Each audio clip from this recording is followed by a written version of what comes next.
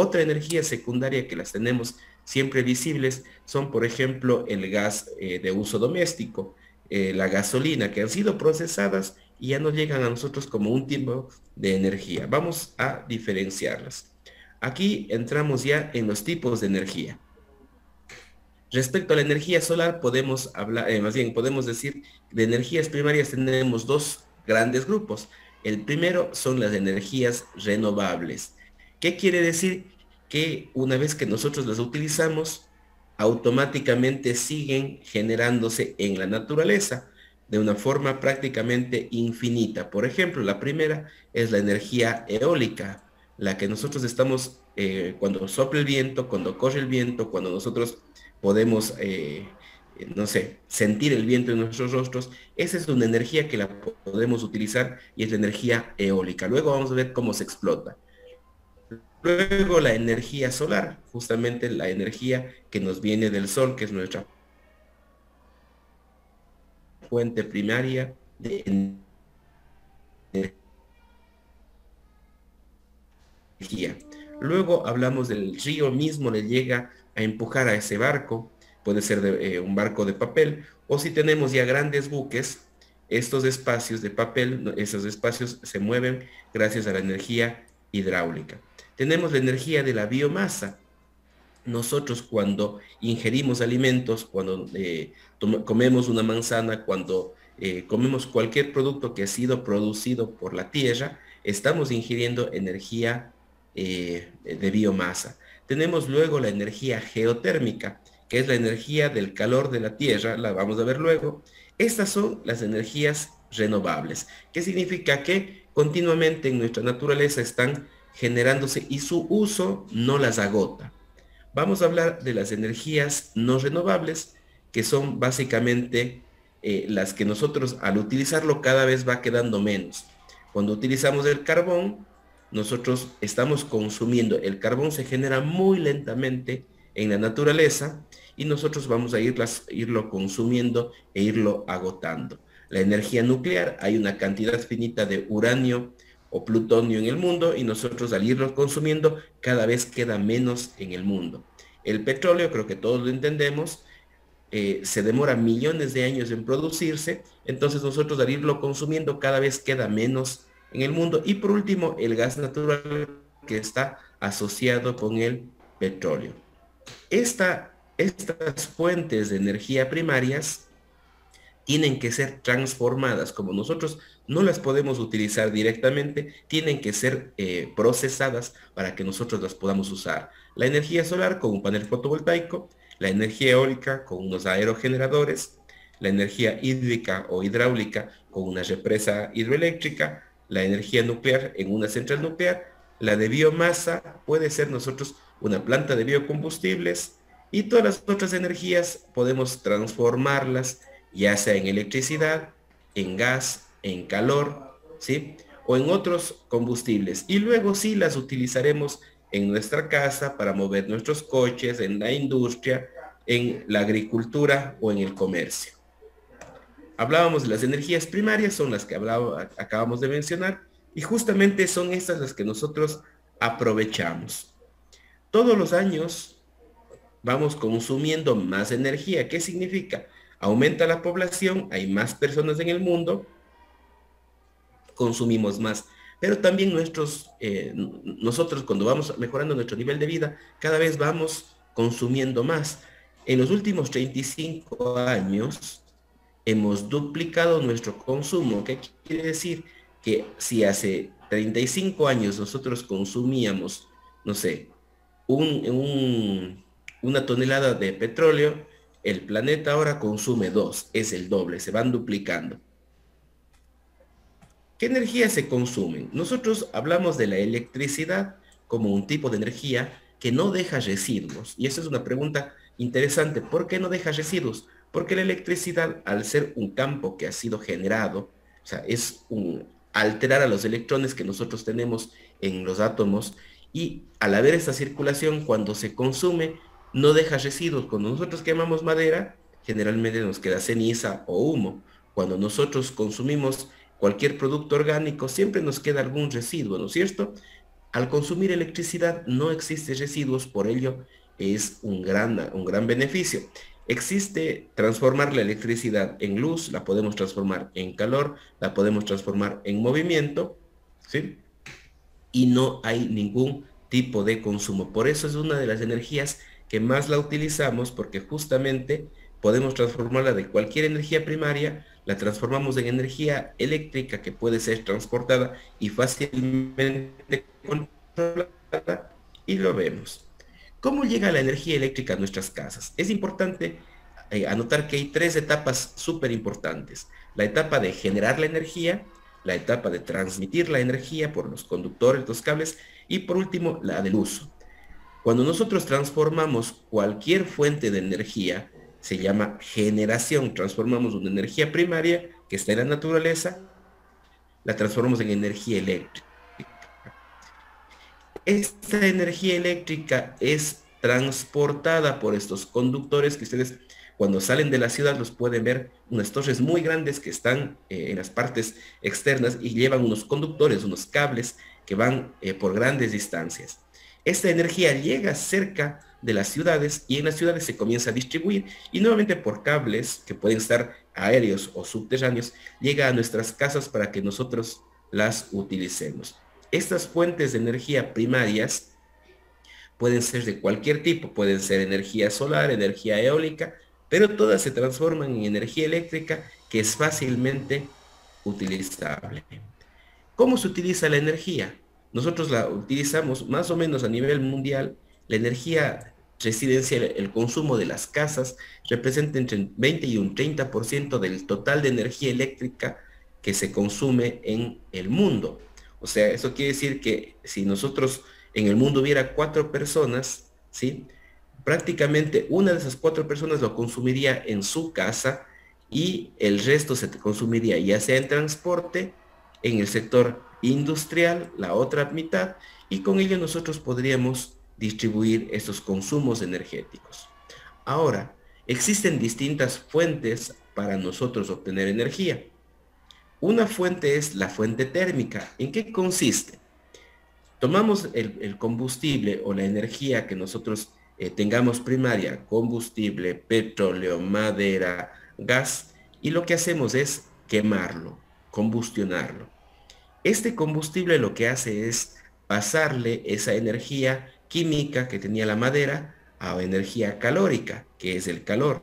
Y tomamos agua y va pasando por dentro de esta caldera que la va calentando. Cuando ya le hemos calentado lo suficiente, se convierte el agua, pasa a ser vapor. Una vez que el agua se convirtió en vapor, el vapor tiene tanta energía que lo traslada en una turbina que está girando. Entonces este vapor al expandirse mueve la turbina y esa turbina se conecta a un generador. Y este generador transforma la energía térmica en movimiento y el movimiento en energía eléctrica. Fíjese cómo hay varios cambios a lo largo de los procesos. La energía química se transforma en calor. La energía calórica se transforma en movimiento. Y el movimiento, la energía cinética, se transforma en electricidad. Y ahí sí nosotros logramos cerrar el ciclo del agua. Esta agua no se libera al ambiente, sino se refrigera y nuevamente en un ciclo cerrado, esa misma agua se utiliza muchas veces. No está en contacto, tanto el agua del ciclo de generación, no está en contacto con el producto químico en sí, con lo que estemos quemando. Así es que es una producción limpia desde aquí hasta acá. Pero muchas veces para quemar, al quemar estos combustibles, nosotros emitimos gases contaminantes. Sin embargo, el proceso de generación de electricidad, en base al movimiento, lo vamos a ver cómo se repite. Tenemos una central nuclear, básicamente es lo mismo. Tenemos la misma turbina que utiliza vapor, el mismo generador, pero la fuente para generar el agua caliente viene de una reacción nuclear, que lo que hace es aprovechar procesos químicos que transforman, que van liberando energía de ciertos materiales y lo transforman en calor y luego ese calor es pasado hacia el agua y luego mueve una turbina. El mismo principio. Ahora, la central hidroeléctrica utiliza un generador que asimismo está conectado a una turbina, pero ya no la mueve el vapor como en las centrales térmicas, sino en esta central es el agua, al pasar por estas turbinas, la que mueve el generador, y este generador produce la electricidad. Es necesario tener una cantidad de agua en un embalse y luego hacer que esta agua fluya de una manera controlada, y al turbinarlo esto genera electricidad. Esta es una energía muy limpia porque aquí no estamos emitiendo gases. Lo único que necesitamos es almacenar el agua en estas represas muy grandes para que fluyan. Entonces, ahí el problema ya no está en la generación de gases, sino en que tenemos que tener mucha agua embalsada, pero esta agua la podemos utilizar también luego para riego, para consumo humano, así es que podemos nosotros utilizar estos proyectos hidroeléctricos con otros complementos. Ya vemos que el caso anterior era el térmico, combustionamos los materiales, emitimos gases, aquí no se emiten gases, sino necesitamos represar un río. Ahora, existe otro método, otro sistema que es la geotermia. La energía geotérmica consiste en tomar el agua, aprovechar que la tierra, el interior de la tierra está muy caliente, y al tener agua inyectada en estas zonas, no sé si alguna vez ustedes han ido a algún lugar con agua termal, el agua está caliente justamente ¿por qué? Porque entró en la profundidad de la tierra, esa agua se calentó porque el interior de la tierra está muy caliente, y luego cuando sale muy caliente, sale en forma de vapor. Aprovechamos lo mismo, aprovechamos esta agua caliente, ¿sí? Turbinamos, utilizamos una turbina igual a la anterior, turbinamos esta agua, generamos electricidad y luego la recirculamos. Es el mismo principio anterior. Aquí la fuente de energía primaria es el interior de la Tierra. Y tenemos las centrales solares, tenemos de dos tipos. Ustedes han visto ya en algunos lugares los paneles fotovoltaicos. Los paneles fotovoltaicos consisten en pequeñas porciones de vidrio y metal en las cuales la energía solar llega y transforma la energía solar que incide, se transforma en corriente eléctrica. Pero existen otros sistemas térmicos en los cuales nosotros podemos colocar unos espejos que se colocan en grandes zonas y dirigimos el espejo a un lugar donde nosotros tenemos aquí un material, ¿sí? Que es la sal común, que se calienta tanto que se vuelve líquida. Entonces, esa energía que absorbió este material es luego transferida al agua y nuevamente generamos un ciclo de vapor, y este vapor, al turbinarse, al moverse, genera electricidad al mover un alternador. De igual manera, en estos colectores que inclusive en muchas casas existen, tenemos un colector solar por el cual circula agua que se calienta. Esta agua que se calienta hace una transferencia de vapor y nosotros podemos turbinarlo. Inclusive podemos aprovechar el agua que se pueda calentar en estos sistemas para, no sé, bañarnos, para utilizar en nuestra casa agua caliente.